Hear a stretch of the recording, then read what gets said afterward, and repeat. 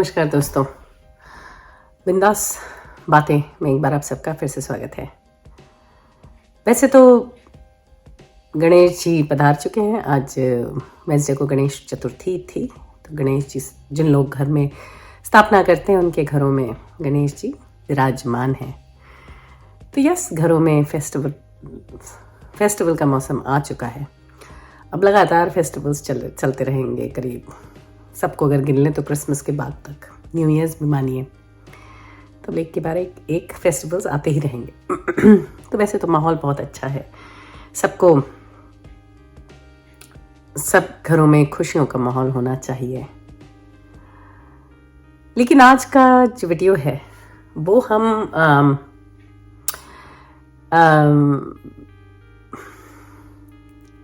खुशनुमा तो नहीं है, और ऐसा नहीं कहूँगी ऐसे वीडियो मैंने पहले नहीं बनाए हैं, लेकिन खास व्यक्ति से मेरी बात चल रही थी, स्टोरी शेयर करी मेरे साथ कि उसने मुझे रिक्वेस्ट भी किया कि स्टोरी को मैं शेयर करूं, क्योंकि उसका कहना है कि जिस तक वो पहुंचाना चाहती है वो स्टोरी या ये वीडियो, वो बहुत ही बड़े दलदल में फंसा हुआ है व्यक्ति है। और हो सकता है मेरे वीडियो से उसको कुछ ताकत मिले, कुछ गाइडेंस मिले, हो सकता है कुछ सूझबूझ आए, क्या पता। हम तो सिर्फ कोशिश ही कर सकते हैं, पर कोशिश करने से चूकेंगे नहीं, ये ज़रूर है। तो चलिए, सबसे पहले मैं वीडियो के टॉपिक के बारे में आपको बताऊं। तो topic is again domestic abuse. तो सबसे पहले किस्सा सुनाती हूँ। तो किस्सा है यूपी के एक अच्छे परिवार के लोगों का। बाहर से जैसा हर परिवार होता है, वो भी परिवार बहुत ही अच्छा और सही दिखता है, लेकिन अंदर से इस परिवार में बहुत सारी प्रॉब्लम्स हैं। जो घर की बहू है उसके साथ जो रवैया है घर के सास ससुर पति सबका बहुत ही गलत है। अब सबसे पहले विचार यह आता है कि जब कोई औरत इतनी बुरे दौर से गुजर रही होती तो लगता है कि शायद वो थोड़ी फाइनेंशियली केपेबल नहीं होगी या इंडिपेंडेंट नहीं होगी, काम नहीं करती होगी, लेकिन ऐसा नहीं है। जिस व्यक्ति की बात मैं कर रही हूँ वो बहुत पढ़ी लिखी हैं और बहुत अच्छे जगह काम भी करती हैं और काफ़ी अच्छा कमाती भी होंगी डेफिनेटली। फिर भी वो इस स्थिति में है। स्थिति कैसी है कि घर में कंप्लीटली उनके ऊपर कंट्रोल है, कंट्रोल टू द एक्सटेंट कि वो किससे मिलती हैं, किससे बात करती हैं, कहाँ फ़ोन करती हैं, फ़ोन तक चेक होते हैं। और अगर वो कुछ देखना भी चाहें, अब जैसे मेरा वीडियो जाने वाला है तो वो देख पाएंगी कि नहीं, वो भी एक सवाल ही है, क्योंकि उस पर भी उनकी रोक टोक है कि वो क्या देखती हैं, किससे बात करती हैं। अगर वो बाहर खड़े होकर दूध वाले से भी बात करें तो एक क्वेश्चन उठ जाता है। Very shocking. तो कोर्सिव कंट्रोल तो जिसमें हम देखते हैं कि भाई व्यक्ति जो है आदमी को, औरत को या जो भी वीकर पर्सन है उसको इस तरह से कंट्रोल करता है कि उसके सारे कनेक्शंस को तोड़ देता है। तो वो तो है ही कि आदमी अकेला पड़ जाए। और फिजिकल अब्यूज़ है वो भी प्रेजेंट है इसमें। और फिजिकल अब्यूज़ ये नहीं है कि सिर्फ पति करता है, घर के ससुर सास सब। और उससे ज़्यादा जो मुझे शौक लगा था, वो बहुत ज़्यादा शौक लगा उस चीज़ को सुनकर, ससुर जो हैं, ससुर की निगाह कुछ बहू के प्रति ठीक नहीं है। एक इंसिडेंस ये जिस व्यक्ति से मेरी बात हो रही थी उसने मुझे बताया, जिससे मेरे थोड़े से रोंगटे से खड़े हो गए। कहते हैं कि बहू एक बार बर्तन धो रही थी। अब जैसे अगर आप चाहें, अब हम सब जानते हैं कि इंडिया में कई बार बर्तन धोने की जो जगह होती है वो घर के थोड़ा बाहर होती है। जैसे खुद ही एक कॉर्नर जैसा बना होता है जिसमें नल होता है और आपको नीचे बैठ के बर्तन धोने हैं। तो बर्तन या कपड़े कुछ धो रही थी। तो ऑफ कोर्स जब आप ऐसा कुछ करते हो तो आप आगे झुक के धोते हो। तो कई बार ऐसा होता है कि भाई आपका पल्लू इधर उधर हो तो आपका हो सकता है क्लीवेज दिखे या कुछ ऐसा हो। तो ऐसी स्थिति में वो थी। तो ससुर ने आके क्या किया, ससुर ने उसके ब्लाउज में हाथ डाल दिया। वो छटपटा के उठ गई। तो ससुर ने बोला कि मैं तो ये देख रहा था कि तुम कैरेक्टर की कैसी हो। ऐसे अगर सोचो तो लगता है कि बाप रे, ये तो हद हो गई। फिर भी अगर व्यक्ति जो है उसी घर में रह रहा है या उस दौर से फिर भी गुजर रहा है, तो कैसी उसकी मेंटल कैपेसिटी होगी, वो कितना अपने को कमज़ोर महसूस करती होगी कि वो घर से निकल नहीं सकती। अच्छा यही नहीं, बच्चे भी हैं घर में, बच्चों की स्थिति भी कोई अच्छी नहीं है। काफ़ी बड़े बच्चे हो गए हैं लेकिन किसी के पास कोई फ़ोन नहीं है, कुछ नहीं है, कहाँ जाते हैं, क्यों जाते हैं, हर चीज़ में रोक टोक। कभी भी खड़े होकर बच्चों को उनके दोस्तों के सामने एम्बैरस कर दिया जाता है। और होता क्या है, जब हम बाहर बैठ के ऐसी चीज़ें सुनते हैं ना तो हमारा खून तो खौलता ही है। उसके बाद ये भी लगता है कि क्या है यार, ये क्यों नहीं छोड़ देती। लेकिन फिर हम ये भी जानते हैं कहीं कि जो लोग इस दौर से गुजर रहे होते हैं उनकी हालत बहुत ख़राब होती है।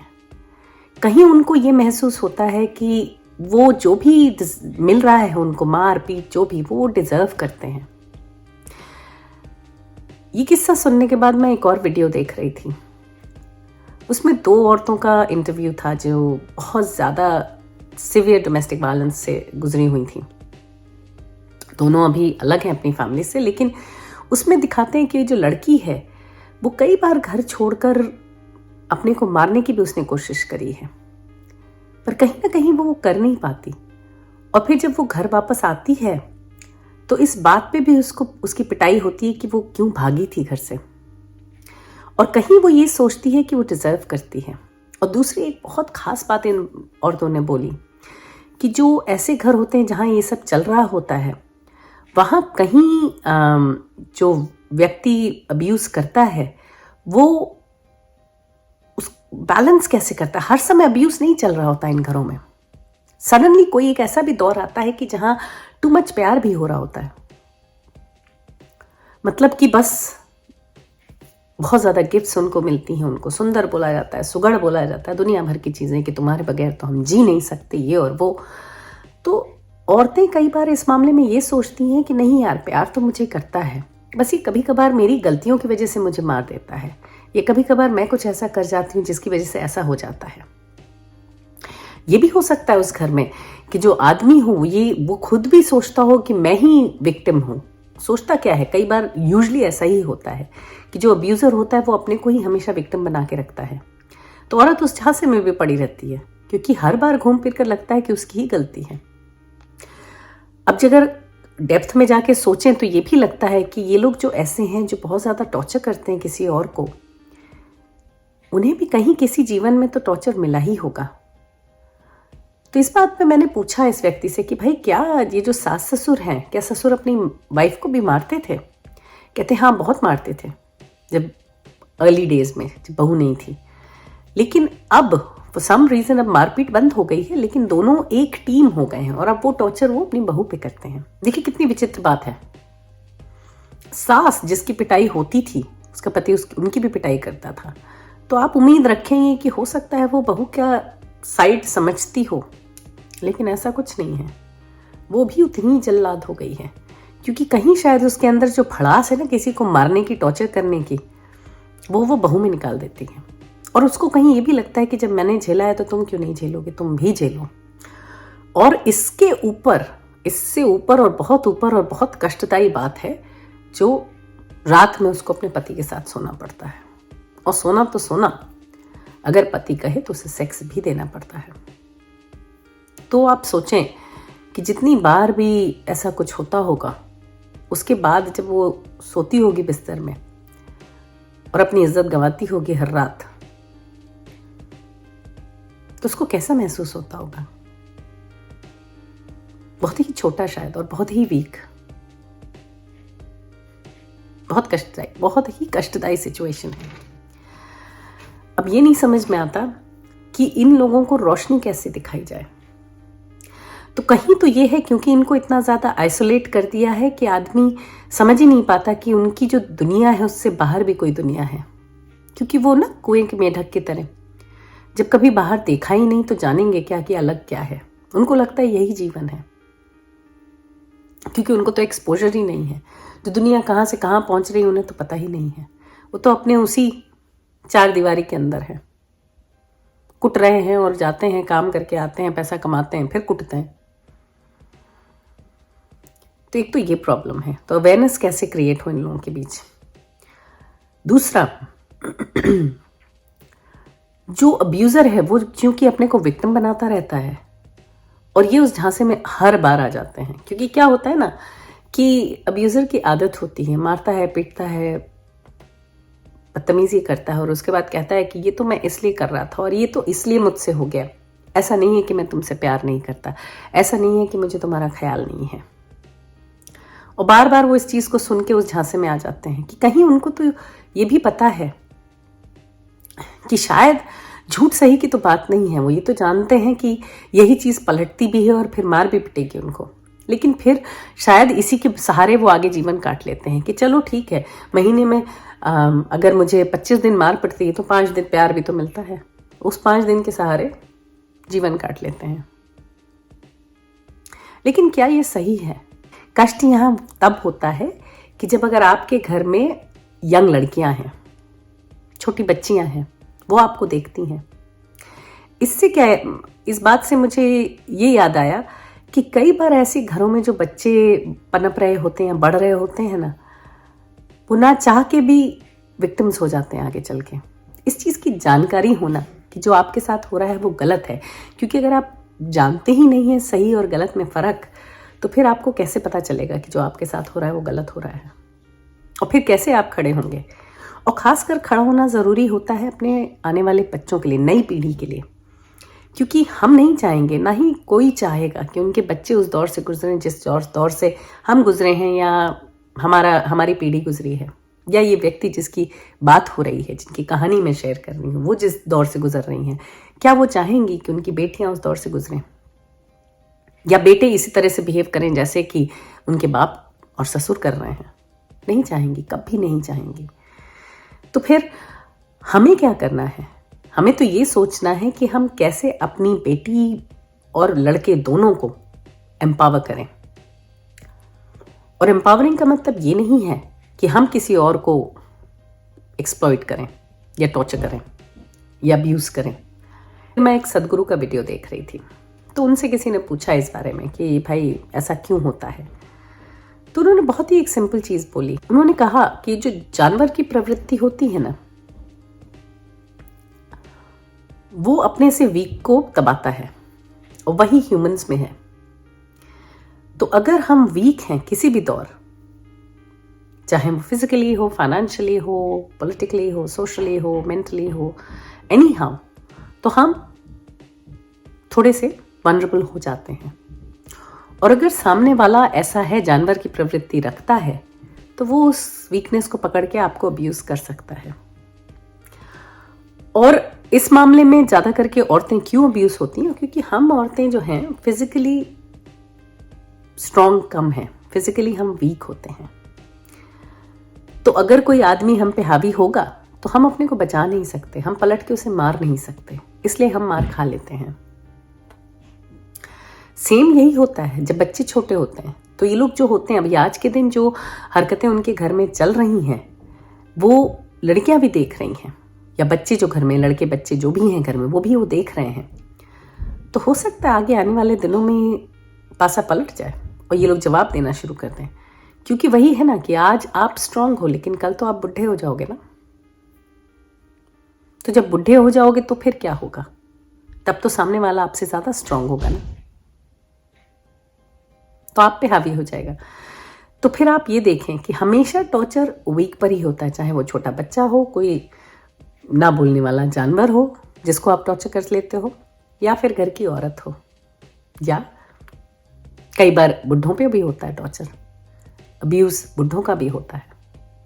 तो क्या वो घर के एल्डरलीज हों, या जो भी वीक है और जो अपने को प्रोटेक्ट नहीं कर पा रहा, तो फिर हमें ये देखना है कि जिस परिवार की मैं बात कर रही हूँ, उनको तो खास करके ये जानना ज़रूरी है, भाई वो किसी से बात नहीं कर पाते, कुछ नहीं कर पाते, पर जब मौका मिले तो थोड़ा कोर्सिव कंट्रोल के बारे में जानने की कोशिश करें, और अब्यूज़ के बारे में भी है, और डिफाइन करें कि जो उनके साथ हो रहा है उस चीज़ को समझें और एक्सेप्ट करें कि शी इज़ गेटिंग अब्यूज्ड।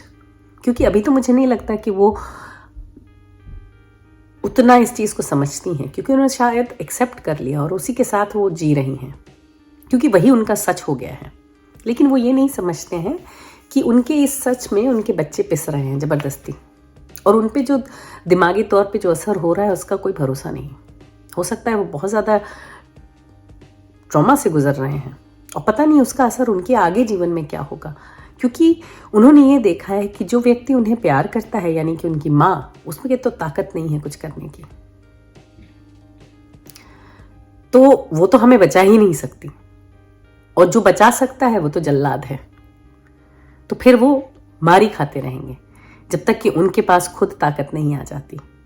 तो ये जो माएँ हैं जो घरों में टॉर्चर हो रही हैं या अब्यूज़ के थ्रू गुजर रही हैं, उनको ये जानना ज़रूरी है कि वो अपने बच्चों को क्या इम्प्रेशन दे रही हैं